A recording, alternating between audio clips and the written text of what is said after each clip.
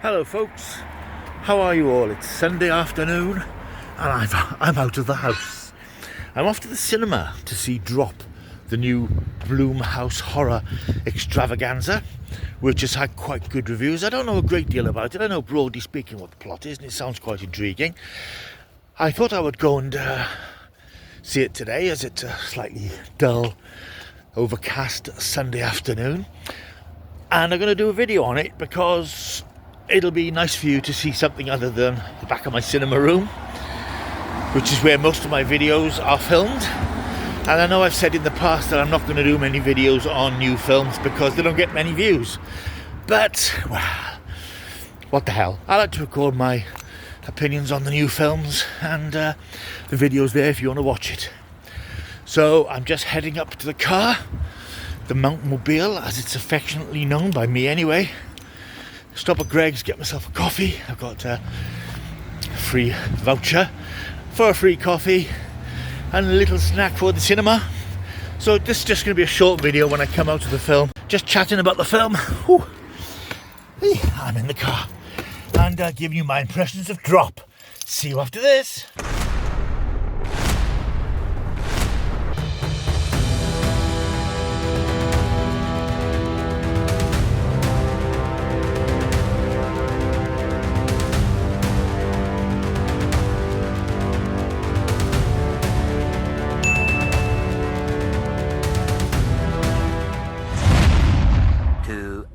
Later. And I'm back in the car, having just emerged from the cinema, having seen Drop, the latest from Blumhouse Productions. Blumhouse, of course, they have a reputation for horror films, and over the past few years they've become the main purveyor, I suppose, of low-budget, high-profit horror films. They've had a bit of a rocky patch lately, but I think that Drop is going to do very well for them. But the interesting thing about it, I'd say it isn't really a horror film. It's much more of a thriller, psychological thriller.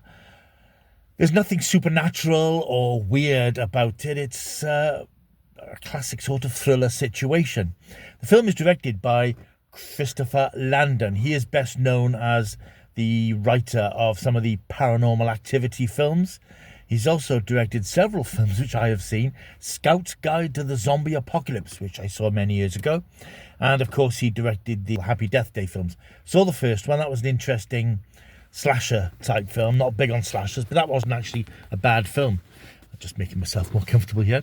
Didn't see the sequel, Happy Death Day to You, but he's clearly a very clever and very slick director. This film stars people that I'm not aware of, and that often happens with Blumhouse films. They pick rising stars or people who aren't very well known and give them a really good break in an interesting high concept film. This one stars Megan Fahey. She's apparently best known for appearing in season 2 of The White Lotus. That's a series that I've never got round to watching, although I know it's very well acclaimed. And also Brandon Sklenar. I don't know him either, but apparently he appears in the Paramount Western series 1923, which is a prequel to the hugely successful Yellowstone series. And in this film, I'm just moving the camera smoothly across. In this film, Megan plays Violet. She's a young woman with a 5-year-old son, and she's emerged from an abusive relationship. Her husband, as we see in the very first scene in the film, extremely abusive, threatening her with a gun, and the situation resolves, but we don't at this point know how, because we do flash back to this again throughout the story. Megan is on the dating scene. She's reluctantly on the dating scene, I think. With the help of her sister Jen, she gets herself ready for her first date with a handsome young photographer called Henry, who is played by Brandon Sklenar.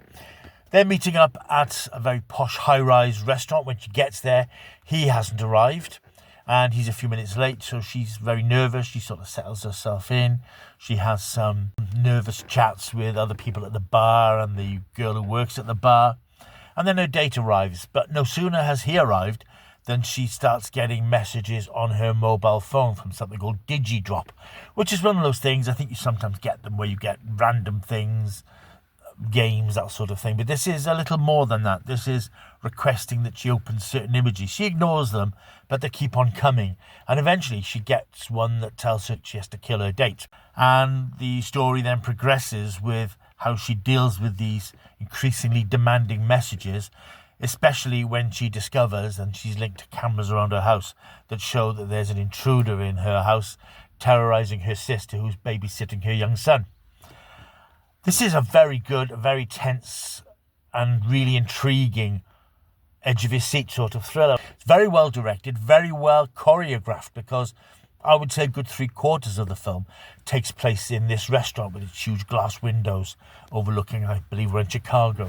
And the choreography of people moving around, or the background artists, something I normally look out for in films, having done that sort of work. But it's very well put together, the way people are moving around, and there's like a symphony of movement. And the film focuses a lot on other characters. We have this slightly camp new waiter, the woman who works behind the bar, this middle-aged guy who is there on a date with somebody. He seems quite nervous. And we see all the other background people, but the camera is sort of drifting around and our attention is drawn to these people, and Violet is trying to work out who's responsible, because due to the nature of the app, it's got to be somebody in a certain vicinity who is responsible for sending her these messages. And she tries her very best to get out of this situation. She tries distraction tactics. She tries to attract the attention of the poor guy who's working at the piano, the new piano player, and nothing works because she's being watched. Whatever she tries to do, she gets messages saying, that was a stupid thing to do, you've got to kill this guy, you've got to kill her date. And it all develops and ramps up and gets very tense and very exciting. And we eventually sort of reveal why she has to kill this guy. And again, I'm not going to spoil the film, obviously, because if I do, there's no point in you seeing it. But it's very well done. It's very well put together. As I said, it's largely in this one location until the last act. And the last act, I think I have to say, the last act is great because it goes into sort of crazy action territory. It does throw away the tension of the first part of the film, admittedly, because you've got these two people, and it's pretty much a two-hander for a lot of the time, getting to know each other and circling around each other. She's trying to maintain the facade of a date whilst dealing with the messages that she's getting. And Henry, for his part, he's obviously had some issues as well in the past, and he's trying to understand her and trying to work his way around her slightly odd behaviour.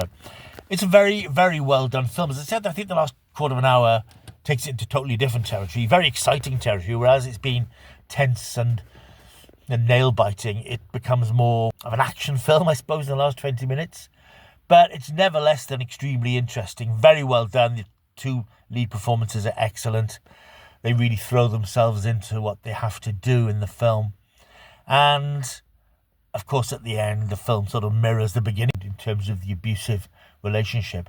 And to be fair, it sort of suggests that Henry himself is in a different sort of abusive relationship than she has been in. And it casts a light on that sort of thing and the effects it can have on people in destroying their confidence and destroying their ability to socialise and look to the future. It's really a very good film, very well directed, as I said, very well put together, nicely paced. I think it does sort of require a huge suspension of disbelief maybe in the last quarter of an hour. You'll have to excuse the sudden change in picture quality because the sun is suddenly blazing behind me, which is why I've been moving the camera around. But very good film, very well worth your time if you like a thriller. But if you go into it thinking Blumhouse horrific, nah, it isn't horrific, but it's very exciting as a psychological relationship thriller type thing. Really very good, and I'm going to give it I think an 8 out of 10, actually. 8 out of 10. Not a perfect film. It's a pot boiler in many ways. But I think if you want something a little bit different, if you want something that's not superheroes and comic strips and based on games, I think you'll find you'll have a good time with it. It's 95 minutes. It flies by. Very well put together and very exciting. So that's Drop in cinemas now. Thank you for watching this video. I hope you have enjoyed it. I know, as I've said at the beginning, people don't spend a lot of time looking at my film reviews. I am conscious that I haven't put up a lot of content in the last week, and I thought, well, I'm going to see Drop today. And as I mentioned in the preamble, it's nice to do a video that's not me in the cinema room. So if you've liked the video, I hope you have, please like and subscribe to the channel. Loads of stuff on the channel. Doctor Who stuff, of course. There's new Doctor Who reviews every week, film reviews, classic TV films, all sorts of stuff. So you might as well hang around. Like, subscribe, leave a comment down below if you want one of these fabulous Keep Taking the Stuff t-shirts. You can find one and get hold of one by clicking on the link in the description below. Right, I think that's me done. I'm going to go home now. Thank you for watching. I will see you soon. Until I do, keep taking the stuff.